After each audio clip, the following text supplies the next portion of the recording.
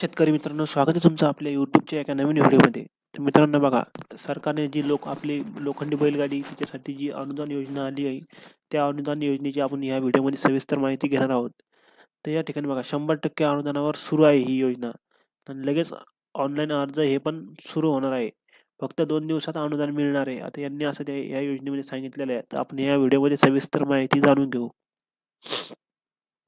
तर बघा, लोखंडी बैलगाडी अनुदान योजना 2025-26 यामध्ये त्यांनी असं सांगितलं, की लोखंडी बैलगाडी अनुदान योजना ही शेतकऱ्यांना आर्थिक मदत करण्यासाठी सरकार चालवते. जी बाबा शेतकऱ्यांसाठी जी आर्थिक मदत आहे, तर या मदतीसाठी जी सरकार ही अनुदान योजना चालवत आहे. यामध्ये शेतकऱ्यांना पारंपरिक बैलगाड्यांच्या जागी लोखंडी धातूंच्या मजबूत गाड्या खरेदी करण्यासाठी अनुदान दिले जाते. हे अनुदान विशेष शेतकऱ्यांच्या कामाचा भार कमी करण्यासाठी आणि कृषी उपकरणे अधिक टिकाऊ करण्यासाठी आहे. सरकारच्या माध्यमातून ही योजना बघा, शेतकऱ्यांकडे बघा, जे पहिलं कसं लाकडी बैलगाड्या होत्या, त्या लाकडी बैलगाड्यातून शेतकऱ्यांना शिफ्ट करून त्यांनी आता ज्या लोखंडी मजबूत धातूच्या बैलगाड्या बनवण्यासाठी हे अनुदान दिलं जातं. तर यामध्ये पात्रता बघा कशी. यामध्ये शेतकरी असणे अनिवार्य आहे. म्हणजे जो अनुदानाचा लाभ घेणार आहे, तो सर्वप्रथम शेतकरी असणं अनिवार्य आहे. त्यानंतर गावातील बैलगाडी वापरणारे शेतकरी. त्यानंतर ते गावातील बैलगाडी वापरणारे शेतकरी असणं गरजेचं आहे. फक्त नवीन लोखंडी गाड्यांसाठी अर्ज. म्हणजे बाबा आपल्याला फक्त जी नवीन लोखंडी गाडी घ्यायची असेल तरच आपण या योजनेसाठी अर्ज करू शकतो. प्रति शेतकरी फक्त एका गाडीवर अनुदान. म्हणजे बाबा एक शेतकरी असला त्याला एकापेक्षा जास्त गाडीवर अनुदान आपल्याला घेता येणार नाही किंवा त्याला एकापेक्षा जास्त अर्ज पण करता येणार नाही. एक शेतकरी असेल तर त्याला फक्त एकच अर्ज आपल्याला त्या माध्यमातून करता येईल. त्यानंतर बघा, अर्ज कसा करावा? सगळ्यात मोठी गोष्ट म्हणजे आपल्याला अर्ज कसा करायचा, कुठे करायचा? त्यानंतर बघा, सगळ्यात पहिलं आपल्याला काय करायचं, जिल्हा कृषी अधिकारी कार्यालय येथे भेट द्यायची. म्हणजे आपल्या जिल्ह्याचं बाबा किंवा तालुक्याचं जे कृषी अधिकारी कार्यालय असतं, त्या कार्यालयामध्ये आपल्याला सर्वप्रथम भेट द्यायची. नंतर त्यांना विचारायचं बाबा अर्ज फॉर्म भरणे. त्यांच्याकडून एखादा आपल्याला ते अर्ज देईल तिथलचे अधिकारी.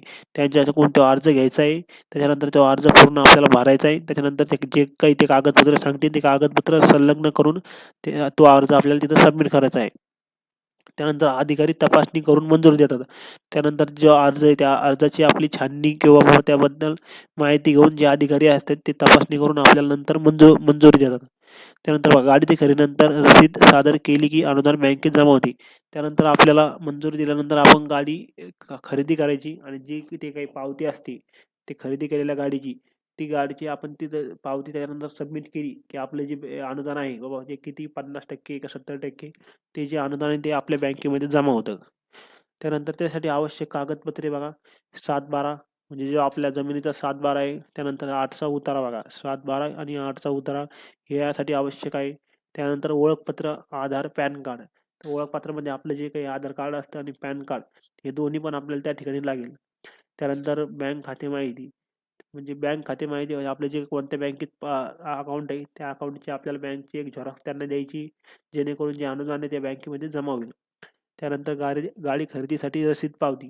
त्यानंतर जी आपण गाडी खरेदी केलेली आहे, त्या खरेदीची रसीद पावती म्हणजे त्यानंतर जे आपलं बिल असतं, ते बिल आपल्याला त्या ठिकाणी लागणार आहे. त्यानंतर बघा, अनुदान रक्कम किती आहे? सरकारी अनुदान साधारणपणे 50% किंवा ठराविक रक्कम दिली जाते. तर सरकारच्या माध्यमातून आपल्याला 50% किंवा एखादी ठराविक अमाउंट त्या ठिकाणी दिली जाणार आहे. उदाहरणार्थ बघा, लोखंडी बैलगाडी 40,000 किमतीची असेल तर शेतकऱ्याला ₹30,000 अनुदान मिळू शकते. म्हणजे बघा, तुमची गाडी जर ₹40,000 किंमत असेल, तर आपल्याला 30,000 म्हणजे जवळपास 70 ते 80% आपल्याला या ठिकाणी अनुदान मिळू शकतं. रक्कम राज्य सरकारनुसार किंवा केंद्राच्या निधीवर अवलंबून बदलते. ही रक्कम बघा, राज्यानुसार किंवा केंद्राच्या जो जसा निधी अवेलेबल असेल, त्या ठिकाणी ही रक्कम बदलू पण शकते. त्यानंतर जे अर्ज प्रक्रिया आपण या ठिकाणी बघितलेलं आहे, की जिल्हा, तालुका अधिकारी यांच्याकडे भेट द्यायची. त्यानंतर तिथं अर्ज फॉर्म भरायचा, ऑनलाईन, ऑफलाईन दोन्ही पण पद्धतीने आहे. आवश्यक कागदपत्रे, जमिनीचा दस्तऐवज, खत विक्री पावती, जेव्हा 7/12 8चा उतारा त्या ठिकाणी आपल्याला लागणार आहे. ओळखपत्र, आधार कार्ड, पॅन कार्ड या ठिकाणी लागणार आहे. त्यानंतर बँकेचं पासबुक, त्यानंतर गाडी खरेदीची पावती, अधिक तपासणी करून मंजुरी देणार आहे आपल्याला. नंतर गाडी खरेदी केल्यानंतर जे अनुदान आहे त्या थेट आपल्या बँकेमध्ये जमा होणार आहे. त्यानंतर या ठिकाणी महत्त्वाचे मुद्दे बघा, अर्जाची अंतिम तारीख जिल्हा कृषी कार्यालयावरून कळते. जे आपलं कृषी कार्यालय आहे त्या ठिकाणी जाऊन आपल्याला जी अर्जाची अंतिम तारीख या ठिकाणी आपल्याला तिथं सांगितली जाणार आहे. त्यानंतर एका शेतकऱ्याला एक गाडी अनुदानास पात्र, जो एक शेतकरी त्याला फक्त एकच गाडी या ठिकाणी मिळणार आहे. त्यानंतर जुन्या किंवा दुरुस्त केलेल्या गाड्या अनुदानास पात्र नाहीत. म्हणजे आपल्याकडे जर दोन्ही बैलगाडी असेल, आपण त्याला दुरुस्ती करून जे बिल काढण्याचा आपण प्रयत्न करत असेल, तर या गाड्या अनुदानास पात्र राहणार नाही. त्यानंतर अर्जाच्या स्थितीबाबत जिल्हा कृषी अधिकारी ग्रामपंचायत वेबसाईट तपासणे महत्त्वाची. जी त्यांची काय वेबसाईट बघा, ग्रामपंचायत किंवा जिल्हा कृषी अधिकारीची, ते आपण तपासायची. त्यानंतर बघा, 29 जिल्ह्याचा अपडेट चार्ट, म्हणजे जे बाबा आपले 29 जिल्हे, त्या जिल्ह्याचा आपण चार्ट या ठिकाणी बघू. या ठिकाणी बघा, अमरावती म्हणजे अर्ज सुरू झालेले आहे, अर्ज प्रक्रिया चालू आहे, म्हणजे अर्ज दाखल करण्याची प्रक्रिया चालू आहे. त्यानंतर यवतमाळ बघा, यवतमाळ प्रतीक्षेत आहे, मंजुरीसाठी प्रतीक्षा आहे. म्हणजे जे अर्ज आहे तिथं केलेले आहे, त्यानंतर ती मंजुरी येण्याची त्या ठिकाणी तिथं बाकी, जे कृषी अधिकाऱ्याकडून मंजुरी देतात ती मंजुरी बाकी. त्यानंतर अकोल्यामध्ये पण सुरू आहे, बँक खात्यात अनुदान जमा सुरू आहे, पण त्या ठिकाणी अनुदान चालू आहे बँक खात्यामध्ये पडणे. बुलढाण्यामध्ये अर्ज स्वीकारले जात आहेत, वाशिममध्ये मंजुरी प्रक्रिया चालू आहे, नागपूरमध्ये अर्ज सादर करता येतात. त्यानंतर भंडाऱ्यामध्ये गाडी खरेदीनंतर अनुदान जमा झालेलं आहे. त्यानंतर रत्नागिरीमध्ये फक्त अर्ज जमा केले जातात. त्यानंतर सिंधुदुर्गमध्ये पण अर्ज प्रक्रियेत आहे. त्यानंतर धुळ्यामध्ये मंजुरीसाठी प्रतीक्षा चालू आहे. नंदुरबारमध्ये अर्ज अर्ज प्रक्रिया चालू आहे. सांगलीमध्ये अर्ज सादर करता येतात. बीडमध्ये बँक खात्यात अनुदान जमा सुरू.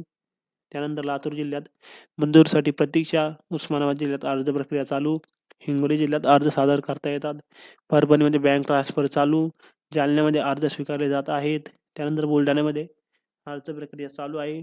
चंद्रपूरमध्ये मंजुरीसाठी प्रतीक्षा. गडचिरोलीमध्ये अर्ज सादर करता येतात. त्यानंतर साताऱ्यामध्ये बँक ट्रान्सफर चालू. कोल्हापूरमध्ये मंजुरीसाठी प्रतीक्षा. पुण्यामध्ये अर्ज प्रक्रिया चालू. मुंबई ग्रामीणमध्ये अर्ज स्वीकारले जात आहेत. ठाणेमध्ये पण अर्ज स्वीकारले जातात. रायगडमध्ये मंजुरी प्रक्रिया चालू आहे. नाशिकमध्ये अर्ज स्वीकारले. त्यानंतर जळगावमध्ये बँक ट्रान्सफर चालू. धुळ्यामध्ये मंजुरीसाठी प्रतीक्षा. नंदुरबारमध्ये अर्ज प्रक्रिया चालू आहे. त्यानंतर सांगलीमध्ये पण अर्ज करता येतात. तर या ठिकाणी बघा, जे आपल्याला बैलगाडीसाठी अनुदान आहे, ते या व्हिडिओच्या माध्यमातून आपल्याला माहिती घेण्याचा आपण प्रयत्न केलेला आहे.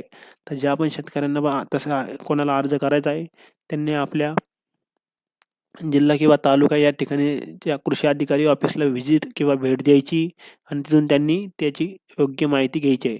तर मित्रांनो, व्हिडिओ आवडला असेल तर लाईक करा, शेअर करा, सबस्क्राईब करा. धन्यवाद.